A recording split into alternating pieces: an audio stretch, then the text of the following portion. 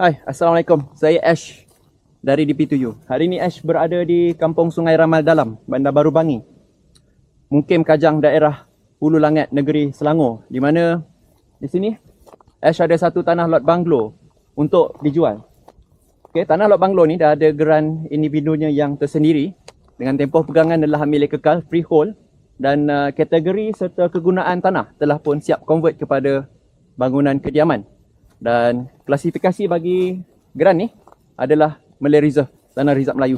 Right, tanah ni berkeluasan dimensinya hampir segi 4 tepat dan bukaan tanah yang menghadap dengan reserve jalan yang saya berada sekarang ni adalah 62.5 kaki dan lebar ke belakang panjang adalah sepanjang 80 kaki, menjadikan keseluruhan kawasan tanah lot yang ingin dijual ni adalah 5,000 kaki persegi bersamaan dengan 465 meter persegi. Right.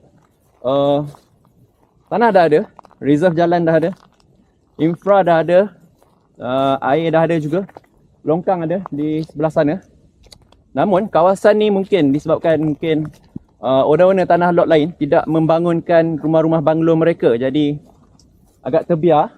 Saya berada di reserve jalan dan untuk ke jalan utama di hujung sana dalam anggaran kira-kira 300 meter ada sebiji sahaja banglo di kawasan ni yang dibina. Right. Walau bagaimanapun, owner ingin menjual tanah ni dengan harga RM85 Malaysia sekaki, menjadikan keseluruhan tanah lot ni berharga ringgit Malaysia RM430,000 sahaja. Right. Ruang dan peluang masih lagi terbuka. Jangan sampai terlepas. Hubungi Ash sekarang.